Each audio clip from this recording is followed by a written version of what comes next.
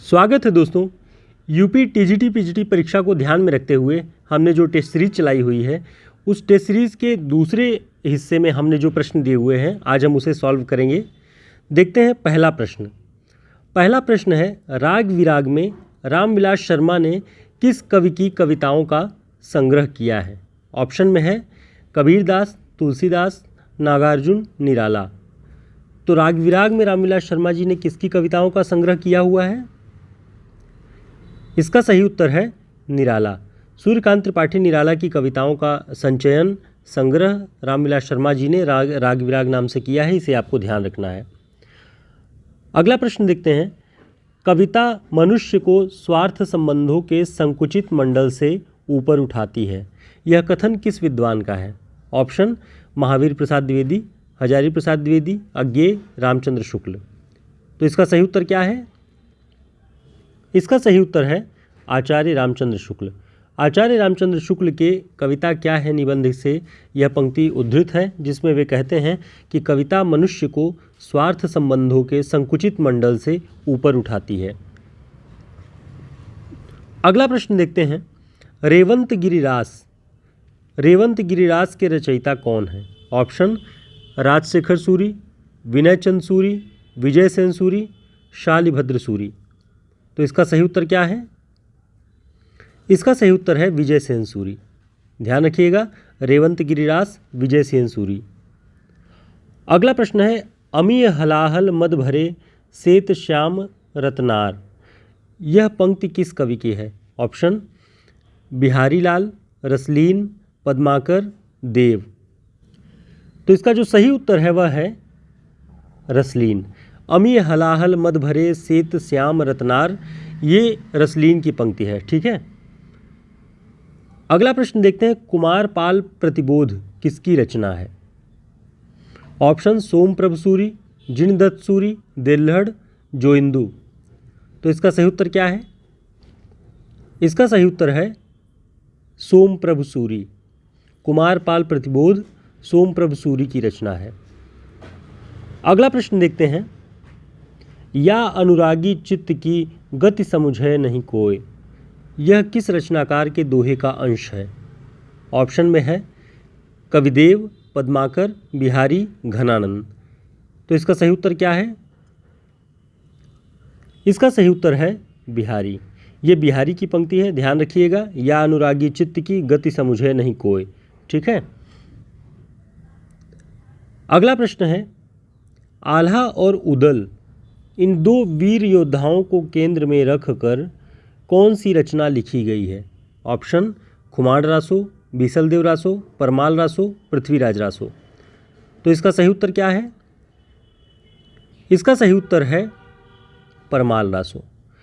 परमाल रासो में आल्हा और उदल नाम के दो वीर योद्धाओं को केंद्र में रख के ये रचना लिखी गई है, और इसे ही आल्हा खंड के नाम से भी जाना जाता है। तो ध्यान रखेंगे।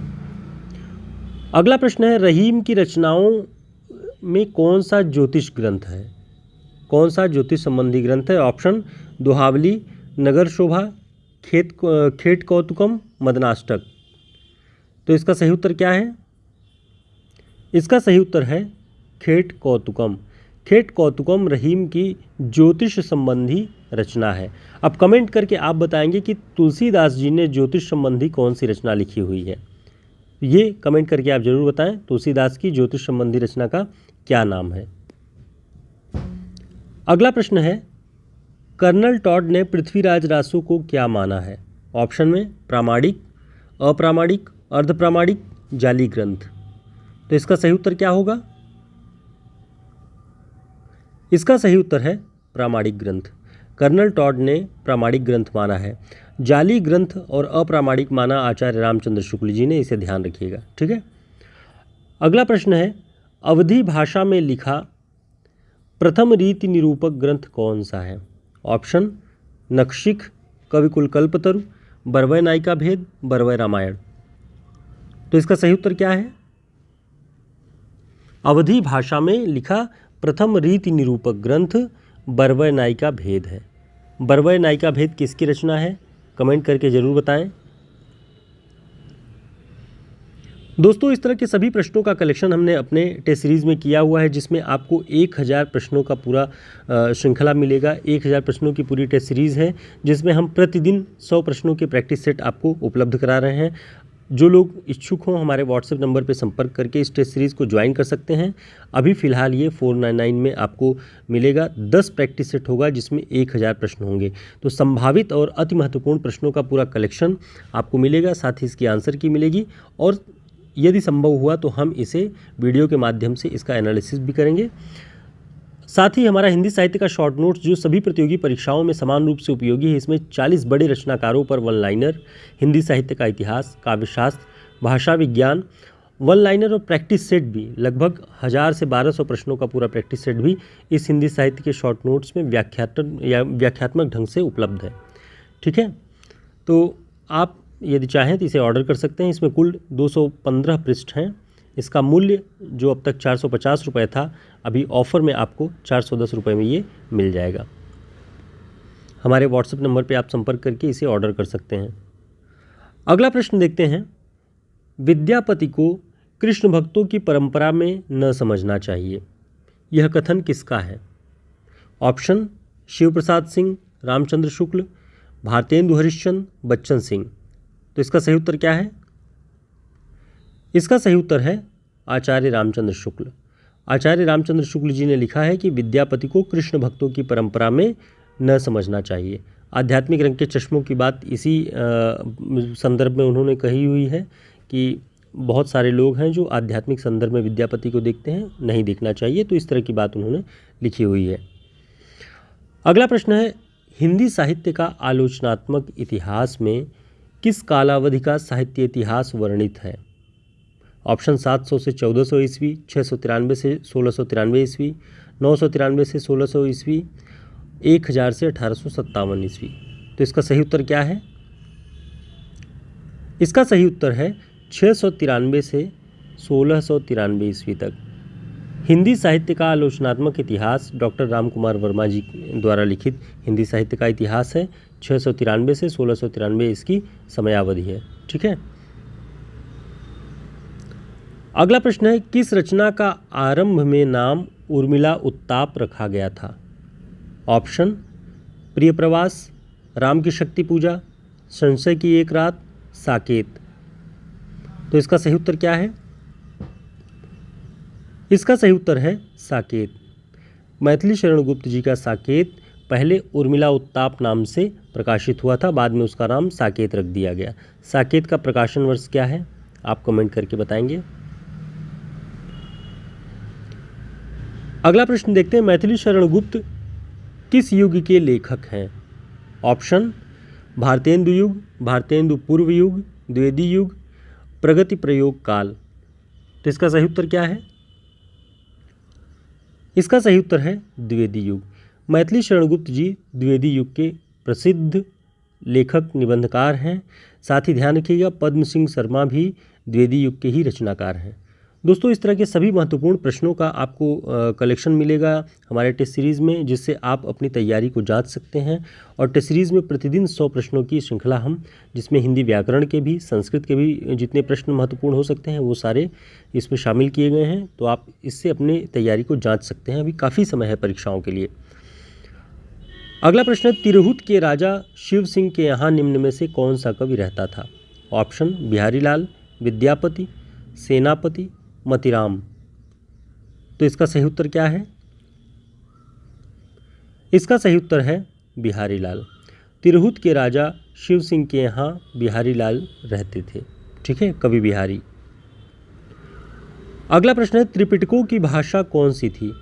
ऑप्शन: वैदिक संस्कृत, पाली, प्राकृत, अपभ्रंश। तो इसका सही उत्तर क्या है? इसका सही उत्तर है पाली। त्रिपिटक बौद्ध धर्म से संबंधित थे और बौद्ध धर्म के प्रसार में उसके जो ज्ञान और चिंतन का प्रसार था वो पाली भाषा में किया जाता था। इसलिए त्रिपिटकों की भाषा पाली, और पाली को ही प्रथम देश भाषा भी माना जाता है। तो इस बात को ध्यान रखेंगे। अगला प्रश्न है, अरुण यह मधुमय देश हमारा।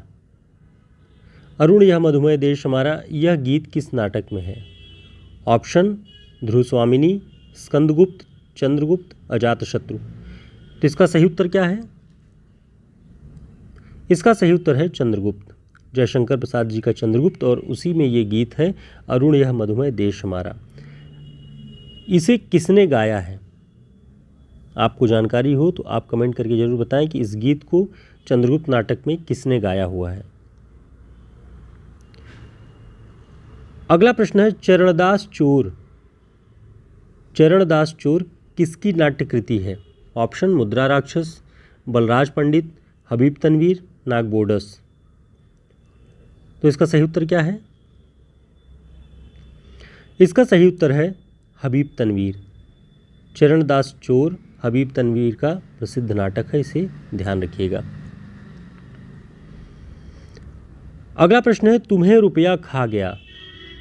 तुम्हें रुपया खा गया यह एकांकी किसकी है? इसके लेखक कौन है? ऑप्शन भगवती चरण वर्मा, राजीव सक्सेना, रघुवंशी, विनय रंजन। इसका सही उत्तर क्या है?